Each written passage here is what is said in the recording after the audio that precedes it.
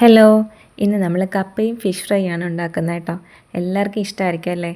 പക്ഷേ ഇത് നമ്മൾ ഉണ്ടാക്കുന്ന രീതി കുറച്ച് വ്യത്യാസമാണ് കേട്ടോ. ഇന്ന് നമുക്ക് പാര മീനാണ് കേട്ടോ കിട്ടിയിരിക്കുന്നത്. ഇത് കണ്ടപ്പോൾ എനിക്ക് കട്ട് ചെയ്ത് കറി വെക്കാൻ തോന്നിയില്ല, കാരണം മുഴുവനോട് അങ്ങ് ഫ്രൈ ചെയ്ത് കഴിക്കാനാണ് തോന്നിയത്. ഇത് നല്ല സോഫ്റ്റ്, നല്ല ടേസ്റ്റുമാണ് ഇത് കഴിക്കാനായിട്ട്. പക്ഷേ ക്ലീൻ ചെയ്യുന്ന വെച്ചാൽ വലിയ പാടാണ് കേട്ടോ ഈ മീൻ.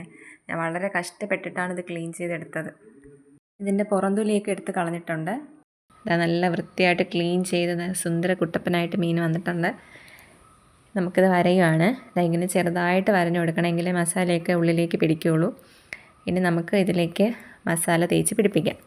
ഇതിൽ വേണ്ടത് എന്തൊക്കെയാണെന്ന് വെച്ചാൽ കുറച്ച് മസാല കൂടുതൽ എടുക്കണം കേട്ടോ. അതെന്തിനാണെന്ന് പിന്നെ മനസ്സിലാവും. മഞ്ഞൾപ്പൊടി, മുളക് പൊടി, ഉപ്പ്, കുരുമുളക് പൊടി, ഗരം മസാല, ഇഞ്ചി വെളുത്തുള്ളി ചതച്ചത്, കുറച്ച് കറിവേപ്പില. ഇത് ഇത്രയും ഇട്ടതിന് ശേഷം നന്നായിട്ട് മസാല തേച്ച് പിടിപ്പിക്കുക. എന്നിട്ട് കുറച്ച് നേരം അതിന് നമുക്ക് റെസ്റ്റ് ചെയ്യാൻ വെക്കണം.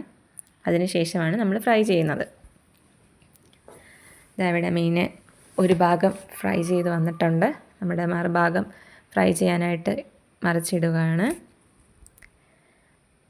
മീൻ നന്നായി ഫ്രൈ ചെയ്ത് വരുമ്പോൾ നമുക്കിത് വേറൊരു പാത്രത്തിലേക്ക് മാറ്റി വയ്ക്കാം. ഇനി ഈ മീൻ ഫ്രൈ ചെയ്ത പാത്രത്തിലേക്ക് പുഴുങ്ങി വെച്ചേക്കുന്ന കപ്പ ഇട്ട് കൊടുക്കുക. അതിലേക്ക് കുറച്ച് തേങ്ങാക്കൊത്ത്, കുറച്ച് കറിവേപ്പില, ഇത്ര ഇട്ട് നന്നായിട്ടൊന്ന് ഇളക്കി യോജിപ്പിച്ച ശേഷം ഇതിൽ നിന്ന് കുറച്ച് കപ്പ ഞാനെടുത്ത് മാറ്റിയിട്ടുണ്ട്. ഇനി നമുക്ക് മീൻ അതിൻ്റെ പുറത്ത് വെച്ചിട്ട് ബാക്കി കപ്പ അതിൻ്റെ പുറത്തേക്ക് ഇട്ട് കൊടുത്ത് തേങ്ങാപ്പാൽ ഒഴിച്ച് അടച്ച് വയ്ക്കാം. നന്നായിട്ട് ആവി വരുന്നത് വരെ അടച്ച് വെച്ചതിന് ശേഷം അത് മൂടിയെടുക്കുക. നല്ല മണം വരുന്നുണ്ട്, ആ മീനിൻ്റെ ഫ്ലേവർ നന്നായിട്ട് വരുന്നുണ്ട്. വളരെ ടേസ്റ്റുള്ള റെസിപ്പിയാണ്. എല്ലാവരും ട്രൈ ചെയ്ത് നോക്കണം. റെസിപ്പി ഇഷ്ടമായാൽ ചാനൽ സബ്സ്ക്രൈബ് ചെയ്യാൻ മറക്കരുത്. താങ്ക്